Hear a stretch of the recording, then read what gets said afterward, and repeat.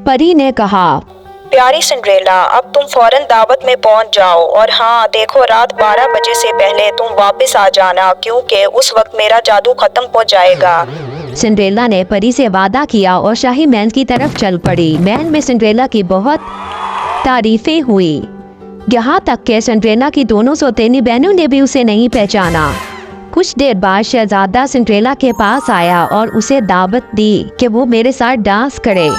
Cinderella उठकर शहजादे के साथ चल पड़ी और आधी रात तक दोनों डांस करते रहे। अचानक सिंड्रेला को याद आया कि 12 बजने वाले हैं और उस वक्त परी का जादू खत्म हो जाएगा। ये याद आते ही वो बाहर की तरफ दौड़ी।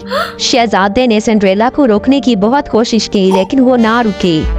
ये देखकर शहजादा भी बाहर की तरफ दौड़ा। महल की सीढ़ियों पर आकर शहजादा बहुत मायूस हुआ, क्योंकि उसके ख्वाबों की रानी वहाँ से जा चुकी थी। शहजादे ने ये ना देखा कि वहाँ एक गरीब लड़की फटे पुराने कपड़ों में मलबूस, हाथ में बड़ा सा कत्तू लिए खड़ी थी और 3 चूहे उसके इर्द गिर्द भाग रहे थे।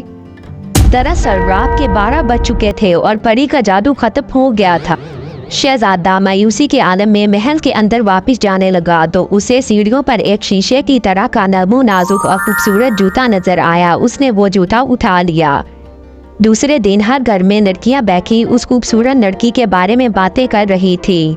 सिंड्रेला की सौतेनी बहनें भी उस लड़की की खुशकिस्मती के मुतालिक गुफ्तगू कर रही थी कि अचानक घंटी बजी। दरवाजे पर जाकर देखा तो शहजादा बाहर खड़ा था और उसके हाथ में एक जूता था। शहजादे ने कहा, ये जूता जिसके पाँव में भी पूरा आ गया, वही मेरी ख्वाबों की मलिका है और वही मेरी शहजादी बनेगी। दोनों बहनों ने जूता पहनने की बहुत कोशिश की, लेकिन उन्हें वो जूता ना आया। फिर सिंड्रेला बोली, क्या मैं ये जूता पहन के देखूं? तो शहजादे ने बोला, हाँ जरूर। और वो जूता सिंड्रेला के पाँव में पूरा आ गया और शहजादे ने बोला, क्या तुम मुझसे शादी करोगी? तो सिंड्रेला ने फौरन हामी भर ली। दूसरे ही रोज सिंड्रेला और शहजादे की शादी हो गई और वो हंसी खुशी जिंदगी बसर करने लगे।